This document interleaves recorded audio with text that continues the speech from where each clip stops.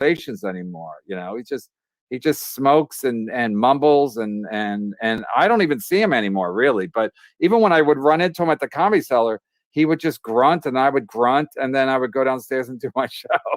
And then he would go, and then I would leave. I'd be leaving, and he'd go, where are you going? I'm like, where am I going?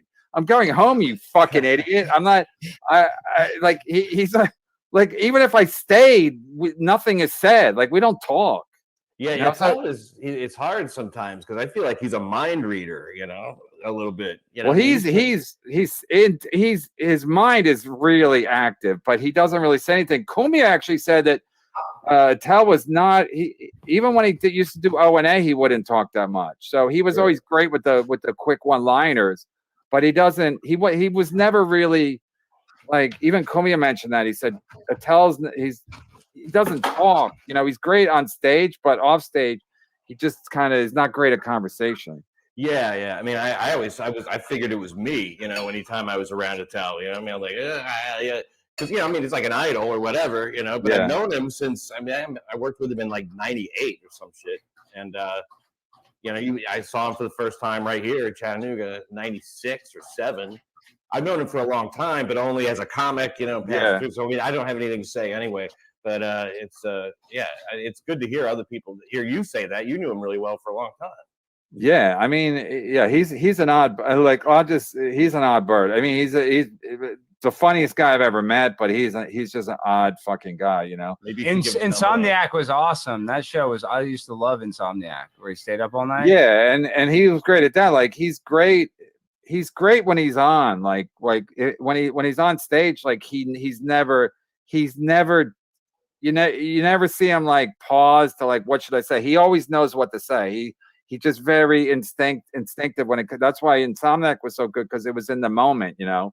But he's still funny off stage, but he just doesn't talk that much, you know. So I thought it was a little odd that Cumia noticed that, because, you know, he said when they do O&A, he would come in, but he's just not a guy who talks like that. That's, I think, why he doesn't do a podcast too, because he figures he doesn't like to talk like that. But didn't you used to hang out with him for like hours and hours? Like he would talk then, but then once it got like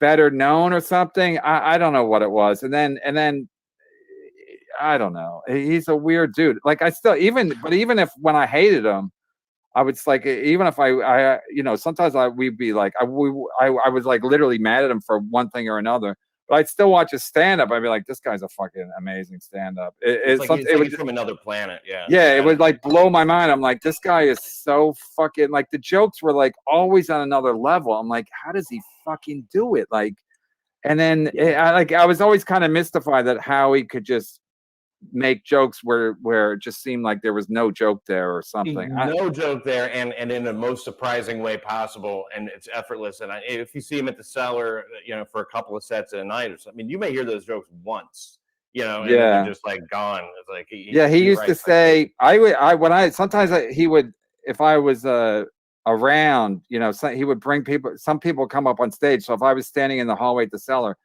he would say, come up, and I would sit at the piano or whatever. And so I would do some of his lines there, because he wasn't doing them anymore. Like he goes, I love children. I spend all day on the internet talking to them, you know. So I would do his lines. I would do his, all right, because he would go, how are your kids? And I go, fine. I go, are you ever going to have kids? And he would go, I don't know. Then I would do that line. It would get a laugh, and then he would get mad that I was doing his line.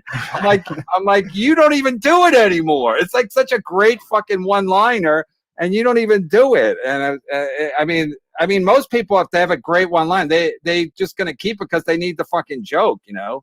And Attell would just forget his, and I was like, wow, that's amazing. And all his quotable stuff is from earlier, you know. Yeah, stuff that you remember enough to quote, because now it's just like it's just constant turnover. It seems anyway to me. Yeah, it's a never-ending ability to write that shit.